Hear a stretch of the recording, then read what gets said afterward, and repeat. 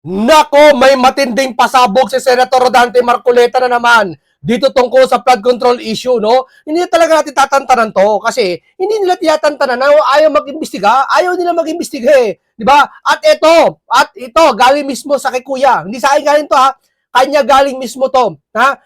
Meron daw na si Bonget at si Tamba pumunta sa Tacloban at nagbibigay ng tulong. At hindi daw tinanggap ng karamihan, ewan ko gano'n katotoo to ha, na yung mga pinamimigay o tulong ng mga parents at ng mga batang tutulungan, hindi daw tinanggap, no? At ayon kay ano yan. At dito, siniwalat niya rin na napakarami daw ghost project at sinusuka na daw ang pamilya neto nila Tambat, nila Bonget, dito sa Leyte, kung saan sila nagsimula, no? Eto, painggan po natin, wag natin patagalin, painggan po natin itong si Kuya na nagsiwalat, no? Alam niyo ba, nagbigay doon ng tulong si former Speaker Romualdez, si Bongbong, hindi tinatanggap ng mga parents. Naku, grabe, ang sakit mo. Kaya yun, di ba? Yun yung tipong kahit na hirap ka na sa buhay eh, hindi kami tatanggap para lang sa, alam mo yun, kaya negative 15 eh. Alam mo kasi ang survey, ha? Dalawa lang patutunguhan ng survey. No? Pwedeng totoo, pwedeng hindi. Pero malaki ang chance na totoo ang survey. Ya? Maraming beses na nag-survey na hindi naman nabigo ang survey, no? Talagang nagulat lang sila, kaisa-isang survey kay Senator Rodante Marcoleta na pang 15 siya, pero nanalo siya pang 6 sa Senado. Yun ang kaisa-isang na break niya. Kabi niya, ano yun, parang horse yata, white horse, ano yun, na tinatawag si Senator Marcoleta na hindi akalain kasi niya, sinuportahan bigla siya ng napakaraming relihiyon. Ang relihiyon, pag sumuporta, sabay-sabay eh.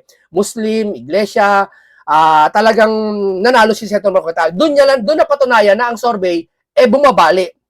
Nababali din. Hindi katulad nito, survey negative 3 nakaraan, tapos naging negative 13, tapos naging negative 15, consistent sa negative. Ay siguro para hindi na para maglokohan, para paniwalaan na talaga, di ba? Yun kasi ang survey minsan, kahit sa survey kalye survey eh. Oh, nakikita po eh, talagang negative eh. Di ba? Kaya hindi malabo sa kwento ni Kuya na hindi tinanggap ata ng parents yung mga binibigay. Siguro hindi naman lahat, no? Pero nakakaya, may ilan din hindi tumanggap, di ba? Tinanggihan siguro, di ba? Okay, nag-gusto hindi tinanggap, no? Ng mga bata. At humiling sila na kahit sa by phone nakausap si BP Sara. Yung ating butihing Vice President, pumunta doon mismo. Pumunta, anong pizza yung doon? Kahapon, nandun si BP Sara. Tapos babatikusin nila na bakit daw nandun si BP Sara, hindi naman daw sa taga roon. Bakit nila babatikusin? Ano ba yung Tacloban? Ano ba yung Region 8? Kailan ba nahiwalay sa Pilipinas? Hindi akala kasi nila, malakas kasi si Sara sa Mindanao at sa Bisaya. Gusto nila, wag nang pakilaman yung Norte yata, no? Vice President yan. Yeah. Kahit anong gawin nyo, talaga malakas yan. Sabi nila, Lenny, Luzon. Kalokohan yun. Time na yun, mayroong nag-info sa akin, members ng organization din namin sa Crime Watch, na ang isa sa mga kinakasama ng loob ng ating mga kababayan sa Leyte, yung mabagal yung responde ng PNP. Isa yun. Kasi during incident, ilang kilometers lang yung layo agwat ng police station ng PNP. 1 kilometers. 1 kilometer. 1 kilometer. Ang lapit. More or less, umabot ng mahigit 2 hours yung respond nila. Kaya in fairness po doon sa mga barangay, official, saka doon sa mga ibang mga civilian natin na mga community doon sa lugar, sila pa mismo ang humabol at sila pa mismo yung nakahuli doon sa mga bata na gumawa ng krimen. Kaya nanawagan din ho tayo sa law enforcement, especially sa Region 8 at sa Kamkrame, na bakit pag may mga incidenting ganyan, bakit ang tagal ng response ng ating kapulisan? At remember, bakit ngayon nangyayari to sa panahon ni Secretary Angara? Bakit yung panahon ni BP Sara, napakaayos ng ating kagawaran ng edukasyon, especially ang DepEd. At inuugnay na naman nila na itong nangyayari ngayon, ito raw ay may kaugnayan sa Duterte, alam naman natin na pinopolitika nila. At doon din sa... Guruin mo, yung nangyari sa Tacloban na barila yata yan. DDS daw yung nakita kasi may picture yung nanay ng Marel. Kasama si Bato. DDS na. Ganito to kaparanoid to mga to, no? Talagang, wala sa katwiran. Wala sa katwiran talaga, oh. Aha. Talaga akala nila pag DDS, iisa pag-iisip. Hindi, oh. Hindi iisa pag-iisip ng DDS. Iisa lang ang gusto nila, ang mga Duterte. Magkaiba yung gusto sa iniisip at sa ginagawa. Tandaan nyo yan, ha? Gusto nila si malagay sa pwesto at mabalik ang mga Duterte. Yan ang mga gusto ng DDS. At naniniwala ang mga DDS sa mga Duterte. Pero hindi sila iisa ng pag-iisip. Walang ganun kahit sa science, walang ganun. Iisa pag-iisip na napakaraming grupo. Wow! Di ba? Ang galing naman ng mga Duterte. Eh di matatala sa Guinness Record yan. Kauna-unahan tao na kung saan yung mga tao ginawang iisa pag-iisip. Di ba? Dito kahit sa mga religion may mga kanya-kanyang pag-iisip yan, may mga kanya-kanyang pamilya, may mga kanya-kanyang konsensya. Di ba? Pero sa mga Duterte, yun ang hatol nila DDS niya kasi ng baril, DDS yan. Di ba? Yun ang inaano nila Oo, ang DDS, ang pamamaraan ni Duterte talaga, madumi. Talagang gurguran. Hindi lahat ng gurguran, ipapasa mo kay Duterte. Di ba? Tapos lahat ng kabutihan sa inyo. Di ba? Yan ang pangit. Di ba? Ng mga vlogger, no, na naiinis ako doon. Kasi, may mga sinasabi nila, na nabalitaan nyo ba na bakit daw pumunta si Bibi Sara doon? Hindi naman daw siya sa Tacloban. Bakit yung Tacloban? Nabili na ba ng mga Romualdez? Di ba? Di ba? Yes. At saka, alam nyo ba, nagbigay doon ng tulong si former Speaker Romualdez, si Bongbong, hindi tinatanggap ng mga parents, ng mga bata. At humiling sila na kahit sa by phone makausap si Bibi Sara. Yung ating butihing Vice President, pumunta doon mismo. Pumunta, anong pizza yung doon? Kahapon, nandun si Bibi Sara. Tapos babatikusin nila na bakit daw nandun si Bibi Sara, hindi naman daw sa taga roon. Bakit nila babatikusin? Ano ba yung Tacloban? Ano ba yung Region 8? Kailan ba nahiwalay sa Pilipinas? Vice President siya. At Vice President siya, obligasyon niya yun. Kaya ito namang mga iba, pinupolitika nila. Ando, kunyari, magbibigay ng tulong, kunyari, parang sila yung may-ari ng pera ng bayan, ando si Speaker Romualdez, ando si Sani Angara, ano ba nagawa nila? Dapat, pag pagbibigay kayo ng tulong, huwag kayong pupronton. Di ba? Kalaban nyo si Erich niyan. Di ba sabi ni Erwin sabi ng Pangulo, bawal ang epal. Dapat pagbibigay kayo ng mga ayuda, huwag kayong pumront doon. Di ba? Kasi pakiramdam kasi ng mga, alam mo kasi mga tao dyan, mga tao sa Pilipinas, kalahati mapaniwalain Oo, kahit sabihin mo na yung pera ibibigay nila, perang galing ng gobyerno, paniniwalain pa rin nila na galing sa politiko yun. Kasi kung pumorma yung politiko, akala mo, siya talaga namimigay doon. Biri mo, minsan mas malaki pa yung pangalan nila doon sa ibibigay. Di ba? Mas malaki pa yung tarpaulin doon sa tutulong nilang kahon. Di ba? Pupunta doon, mag-uusap, pupunta sa covered call, magpapatawag na napakaraming tao sa baryo. Magsasalita si mayor muna, magsasalita si congressman, magsasalita si senador, magsasalita si councilor. Lahat magsasalitain muna bago ibigay yung ayuda Di ba ganyan? Wala nga kayo sinasabi na inyo galing yun, pero yung inaarte nyo naman, yung kinikilos nyo, dahil nyo pa sinabi nyo yun. Tama ba? Di ba ganyan sa mga nangyayari sa covered call? Dapat tanggalin na yung ganyang sistema Tanggalin na yung mga ganyang sistema na kung saan pahihirapan nyo yung mga constituent nyo. Di ba? Magbibigay kayo ng ayuda pa. Magsasalita muna lahat. Pati si barangay chairman, magsasalita muna. Magpapakilala muna. Tapos mamaya po, meron po tayong pamamahagi dyan ng mga relief goods, gano'n, etc. Kahit sabihin man nila na hindi galing sa kanila yon, pero yung bago nila ipamahagi yung tulong, nagsalita muna lahat sila. Hindi ba muna pagpunta ng parents na, pagpunta ng sino man doon, kunin kagad yung ayuda, tapos na wala nang salita. Di ba? Ganyan yung mga yan. Hindi na nabago yung mga yan. Yan dapat alisin. Yung ganyan. Naglalabasan lang sila pag may rumabad niyang incident. Dapat yung funding dyan sa DepEd, gamitin nila sa tama at maayos. Bakit hindi nila ayusin yung seguridad ng mga eskwelahan? Na yan dapat ang mandatory, dapat bakit nakakapasok yung ganyan. Hinahayaan, tinotolerate ng ating, hindi po yan kasalanan kung sino man. Kasalanan yan ng mga namumuno. Ano sabi ni Mayor Alfred Romales? Hindi kasalanan ng gobyerno, kasalanan ng mga parents. Hindi, para sa akin, kasalanan yan ng namumuno ng DepEd, si Secretary Angara. Dahil siya yung may ano yan Siya yung may responsibilidad yan. Kaya ang impact niyan, talagang walang pinagtaiba sa ating sa ating administrasyon ngayon. Talagang very negligence of nila, pagkukulang nila. Nakahiya-hiya sa mga taga-waray-waray na sa amin, especially sa amin na meron kaming Speaker of the House before na at ngayon, congressman na involved sa flood control at hindi lang flood control sa mali-malitang korupsyon sa Pilipinas. At siyempre, talagang pinatunayan naman din nila yan kasi andyan naman yung mga prueba na talagang ginawa nila during sa term nila ngayon at sa panggigipit nila kay BP Sara na until now na ginagawa nila. At yung ginagawa ng ating kasalukuyang kongresista ngayon, talagang hindi katanggap-tanggap sa mga Tagalite. Talagang sa amin, sa observation namin doon, Nako, sinusuka na kayo ng taga Leyte. Antindi nyo. sinusuka na talaga. Nako po, di ba? Yan sabi ko sa inyo. Saan sila malakas? Doon lang sa mga yan kasi sila Auntie Claire, malakas sila. Hindi alam nila yan. Alam nila yan. Mas si Auntie Claire, puso niya. Alam niya yan. Na talagang mahina. May kapalpakan. Alam nila yan. Wala silang magawa, siyempre, kakampi. Baka sibakin sila. Kaya nga dapat siya sibak-sibakin, tanggalin na yan eh. Tanggalin na yan. Dapat tanggalin yan. Magpatupad ng isang batas. Ang makapagtatanggal lang, hindi presidente o hindi naman sino mang ahensya. Dapat may isang ahensya na magtatanggal na independyente na walang kinikilingan. At susuriin, ba't mo tatanggalin yan? Dahil ba tamad? I-check kung talagang tamad. I-check kung talagang late lagi. I-check kung talagang may accomplishment. Pero pag kompleto lahat, attendance, pati accomplishment, ba't mo tatanggalin? Bakit? Nagsalita kasi laban sa politiko, kaya tinanggal nyo. Hindi ba yan nangyayari sa mga city hall?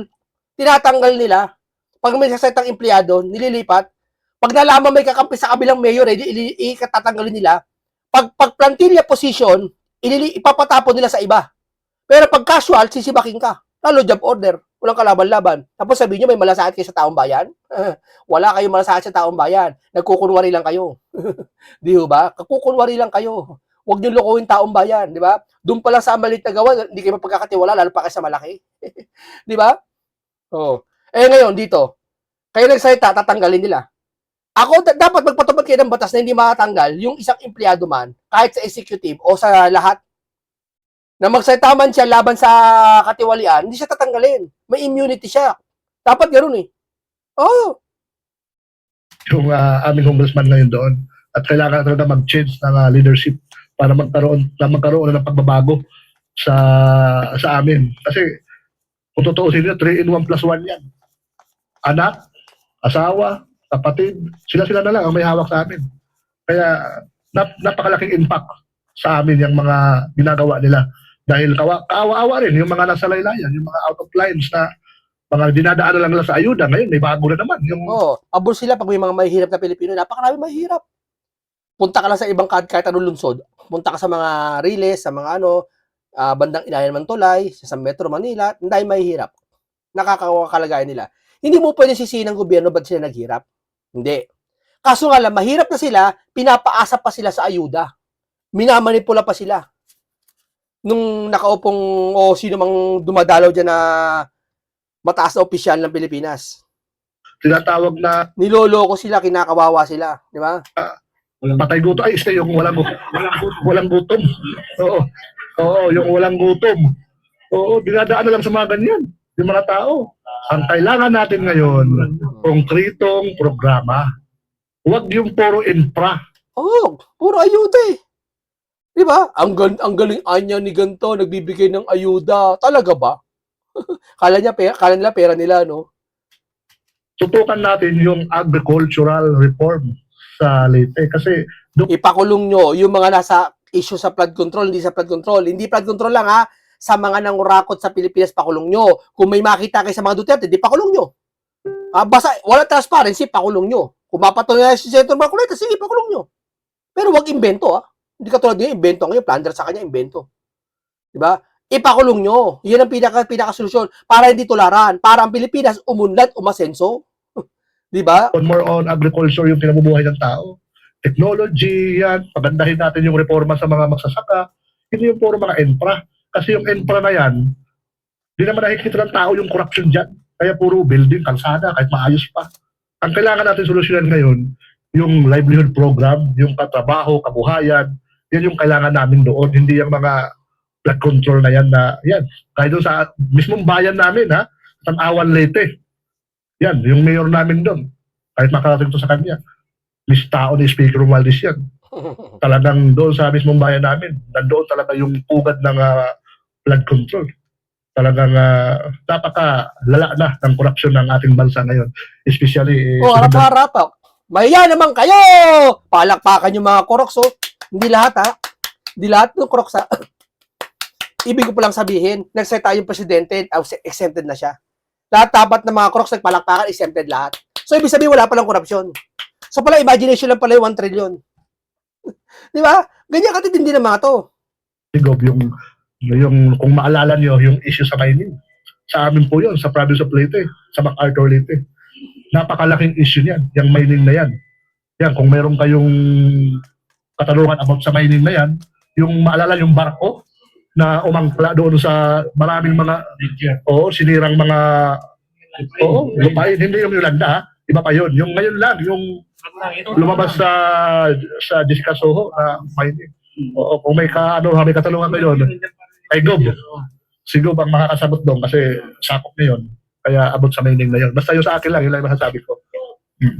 Gaya ngayon ng Tacloban, meron ngayong ginagawang tulay from Tacloban, subway to airport. Dinadivert nila doon yung Pero hindi naman po na yan. Ang pondo yata dyan, more than ilang bilyon ang pinundo dyan ng gobyerno. Pero yan ay nakapinding. Lumalabas, ghost project. At hindi lang yan doon sa marami po doon, especially sa Tacloban.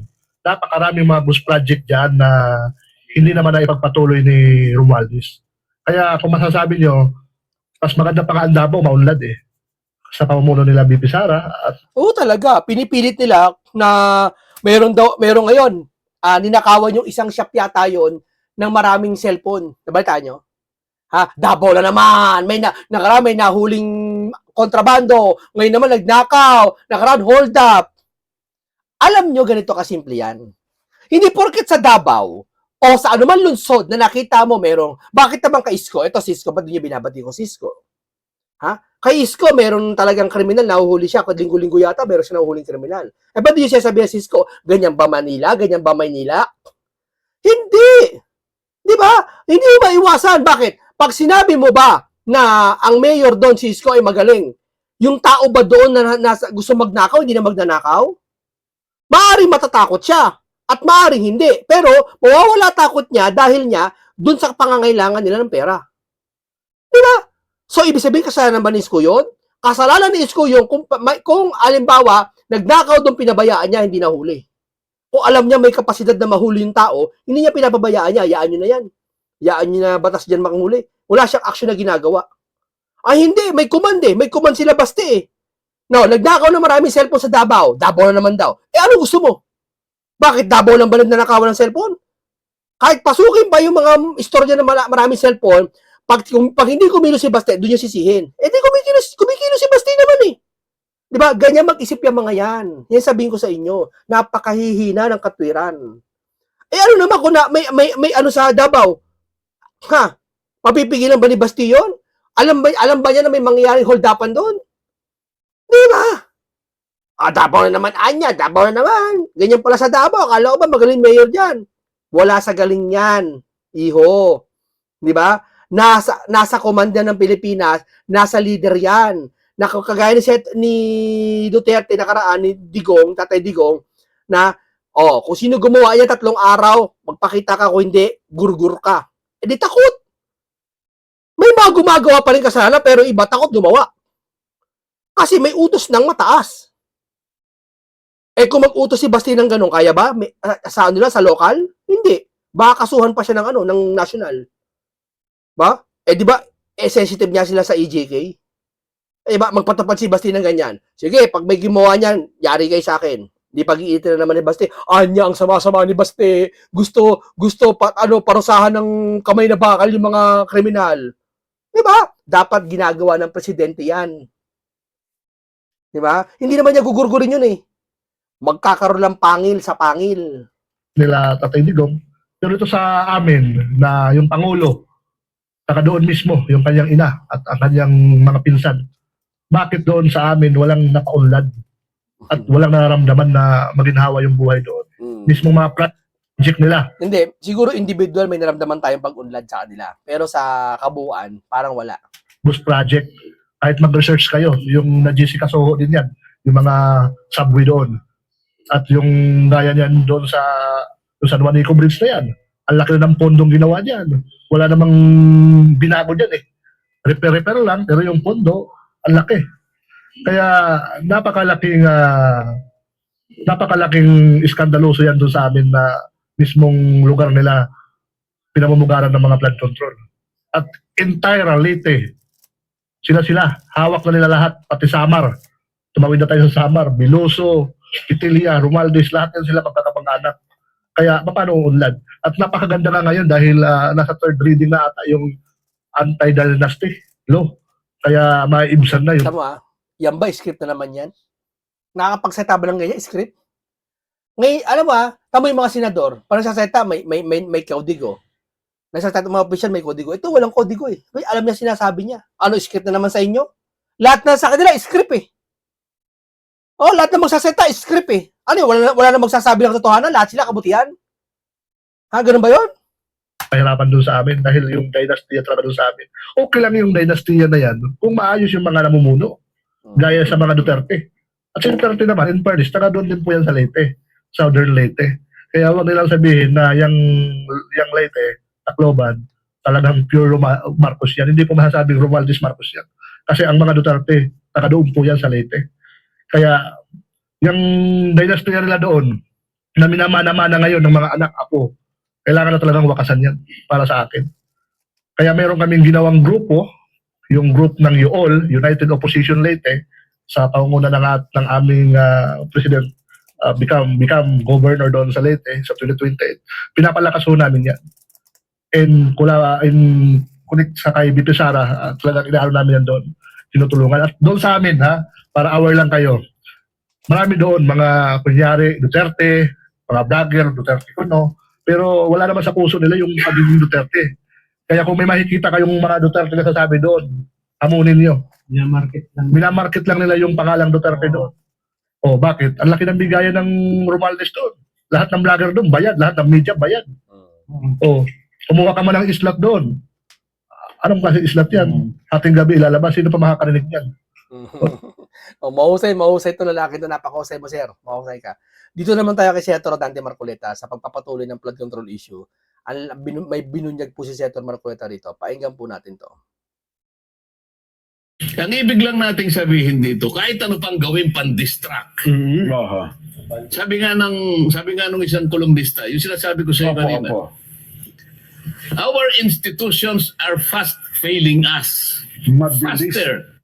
Mabilis na talagang ano. Oh, faster than our leaders' capacity to contrive anything to hide something from us. Mas mabilis Nakikita mo talaga, no? Talagang hindi mahusay magsalita, no? Sa hindi. Itong pagbulusok ng ating mga institusyon, kesa bilis nila na mapagtakpan ang mga pangyayari mula sa ating pagkaunawa. Hindi nila may tatago yun pag gano'n, Sen. Kaya nga, Mabigat kaya yun. irrelevant na nga eh. Sasabihin nga natin kailangan ba natin pag-isipan, makukundik kaya si Vice President Sara o maakwit? Parang hindi na yun ang point eh. Kahit na sino pa yung maging Senate President, ano pa ba yun? Importante ba sa ganitong kalagayan ng bansa natin? Mukhang hindi na balik. Hindi, palagay natin importante yon. Palagay natin. Ibigay natin ang gusto nila. O and then, anong gagawin na? Tapos na magsisimula na? Lagi nga nila sinasabi, trabaho na lang eh. Ginagampan nila trabaho nila eh. Bakit? Yung pagiging blue ribbon ba? Trabaho pa rin ba yun? Hindi. O ba di ginagampan yung flood control? Kaya dyan sa HOR, nabanggit nyo ba ni minsan yung flood control issue? Wala. Di ba? Itong ano yan, Sen. Mukhang hindi yun dapat ang priority na. Kaya natin dinidiscuss ito. Importante kasi ito dahil ito yung kalagayan ng bansa natin. Lahat ng mga taong nagmamalasakit para sa bansa natin, alam nila kung anong gagawin nila.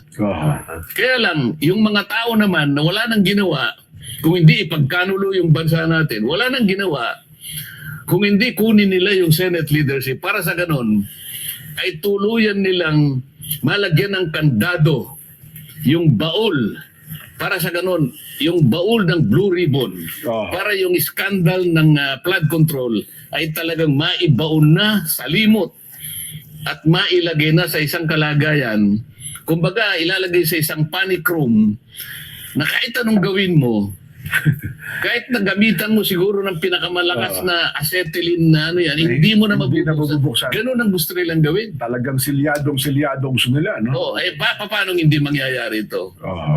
Wala nang transparency. Ayaw nilang maging accountable. Gusto nila hindi na sila magkaroon ng pananagutan. Kaya itatago nila sa ating mga kababayan. Oo. Lahat na magtatangka, kung sino man, napipilitin niyang buksan yan, ay talagang, so kaya ganyan ang ginagawa nila eh. Kasi ang katiran nga nung isang senador din siya, kasama niya naman, mas marami tayong priority na dapat tayo sigasuhin. Move forward na tayo. Nagsasabi naman yan isa sa mga napangalanan ng 18 Marines eh. Di ba si Erich? Move forward na tayo, saka nakakita. Di ba? Yun nga lang na nakawang ka ng 1 million dun sa sa store mo eh. Hindi mo pwede sabihin move forward eh. Di ba? Ngayon, ito, 1 trillion na wala, move forward. Taong bayan nawalan. Okay sana kung nawalan, ilan politiko lang eh. Okay sana kung nawalan kayo ng pera, move forward na kagad eh. Kung sa inyo yung pera, move forward na kami kagad eh. Hindi eh. Pera ng taong bayan to eh. O palagay natin, no, kinuha sa'yo 3 piso lang. 5 piso, 1,000. Sige, hindi na nangihinayang yun. Trillion, pinagsama-samang pera ng taong bayan eh. Para sana sa mga infrastructure eh. Diba? Oh, Move on. pero magmo-move on sila, Oo. bago sila mag-move on, ay kailangan ibaon muna nila yung flood control Sabi na flood scandal. control scandal. Kung talagang ang inyong kagustuhan ay pagsilbihan ng mamamayan na talagang nadisgrasya, pinagsamantalahan sila, pera po nila ito, para sa kanila ito. Ito naman ang dahilan kung bakit kayo nandyan, para paglingkuran sila, ninakawan nyo pa sila. Ito ang ayaw yung pagtuunan ng pansin. Anong mas mahalagang bagay ang iniisip nyo magagawa nyo pa para sa kanila? Aha. Samantalang ito hinihintay nila. Bakit ayaw ninyo? Ay, malinaw naman ang dahilan din kung ba't ayaw nila eh. Kasi sila yung makikilala. Sila yung mananagot. Alam na po nila kung sino-sino kayo eh. Panahon na lang po hinihintay eh. Tukoy na naman nila yan eh. Oo, panahon na lang. Aha. So, ginawa nila ito para masiguro lang nila na wala nang uungkat ng bagay na ito kahit sino. Aha. Inatakot nila. Ito gagawin namin ha. Ito mangyayari sa inyo pag inungkat nyo pa to. Di ba? Ayan yan. Na kung ano man ang mangyari. Ikukulong kita, kanya. Oo. Subok-subukan mo nga na yan, ikukulong kita. Wala man sila sinasabing kayo kukulong, pero nangyayari. Yan nga masama sa kanila eh. Saan anya resibo mo sinabi namin yon? Hindi na minsan sapat sa para sabihin nyo yun. Mas malinaw sa amin yung nakikita namin at yung nangyayari ngayon. Sapat na sa aming ebidensya yon na mahigit pa doon sa nakikita namin yung sinasabi nyo. Kahit di nyo sabihin. Aha. So, sabi naman nung isa, sige, kulong nyo. Bueno. Di ba? Aha. Aha. Sino kayang isa yon? Malamang si Senator Dante Marcoleta yung isa na yon. Di ba? Okay, maraming salamat po sa inyo mga kababayan. Hanggang dito lang po tayo. Ito ay isang komentaryong punong-puno ng karunungan at kaalaman at isang talakayan na napakamakabuluhan, no? At dito lagi bida ang katwiran, no? Hindi dito nangingibabaw ang galit. Hindi dito nangingibabaw ang sisihan. Nangingibabaw dito yung katwiran na tama at yung mga mali itinutuwid natin, no? Hanggang dito lang po. Ingat lagi kayo. Paalam po sa inyong lahat.